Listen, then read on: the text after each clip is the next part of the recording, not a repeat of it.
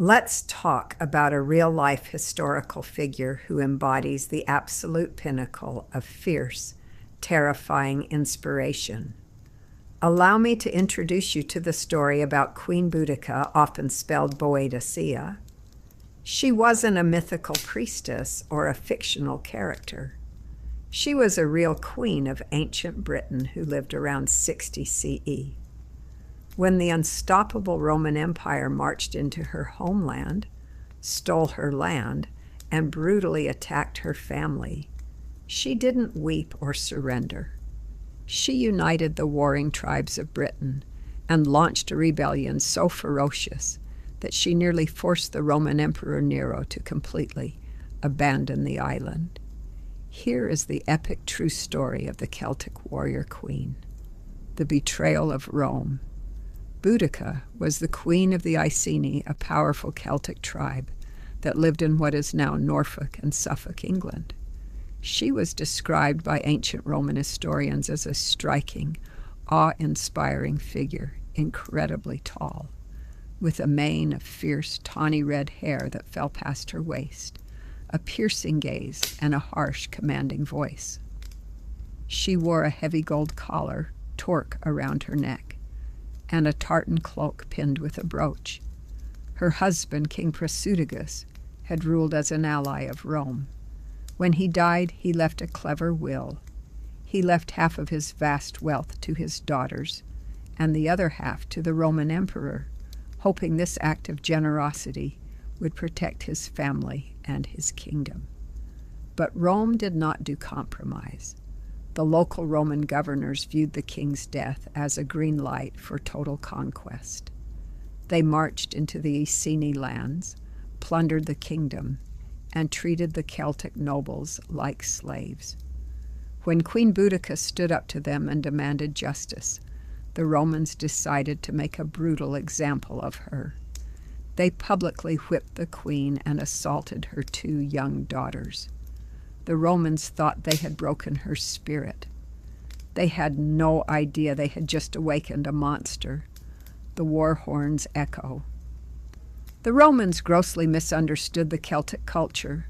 To the Celts, women could fight, lead armies, and rule kingdoms. Boudica's fury was not just personal. It was a holy rage. She secretly reached out to the neighboring tribes, including the Trinovantes. For years, these tribes had been bitter enemies, but their shared hatred of Roman tyranny united them. Boudica stood before a massive council of thousands of warriors. She let a wild hair loose from her cloak, an ancient Celtic omen of victory, and prayed to Andraste, the goddess of war. With a roar that shook the British forests, the tribes chose Boudica as their supreme commander. In 61 CE, while the main Roman governor, Suetonius Paulinus, was far away fighting Druids on the island of Anglesey, Boudica unleashed her vengeance, the fire and the sword. Boudica's army grew like a rolling snowball, eventually swelling to over 100,000 warriors. They marched upon Camulodunum, modern Colchester, which was the capital of Roman Britain. The city had no walls, and the retired Roman soldiers living there were completely caught off guard.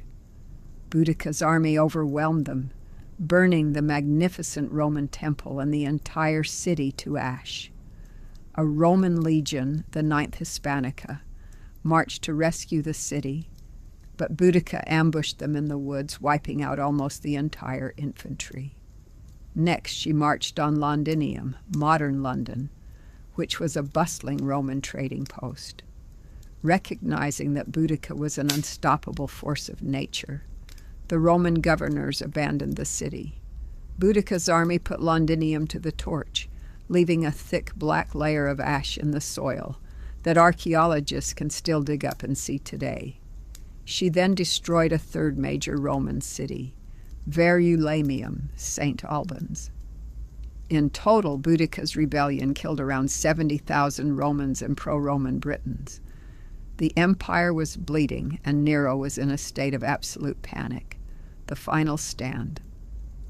Finally, Governor Suetonius Paulinus gathered every single Roman soldier left on the island, about 10,000 highly disciplined, heavily armored legionaries, and chose a strategic battleground in a narrow valley, likely in the West Midlands.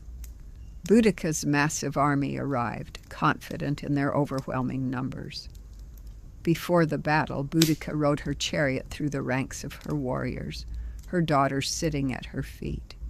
She shouted to her troops, "I am not fighting today as a queen of immense wealth, but as an ordinary woman who has lost her freedom, whose body is scarred from the lash, and whose daughter's chastity has been outraged.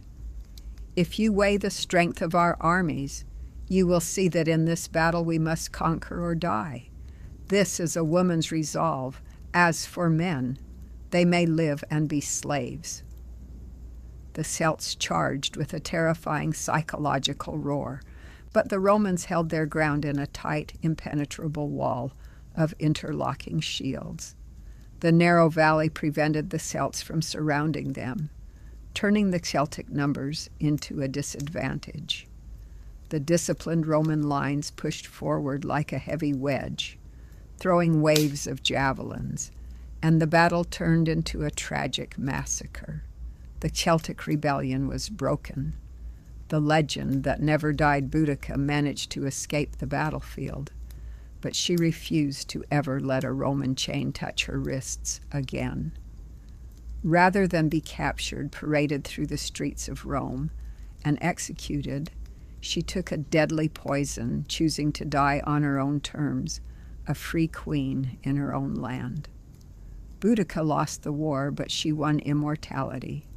Today, if you visit London, right next to the Houses of Parliament and Westminster Bridge, there is a massive, magnificent bronze statue of Queen Boudica, standing proudly in her chariot, horses rearing, overlooking the very city she burned to the ground.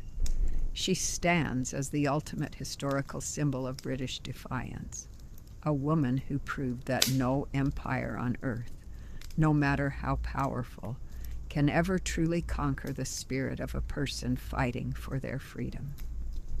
Boudica / Queen of the Iceni / who died, a D61.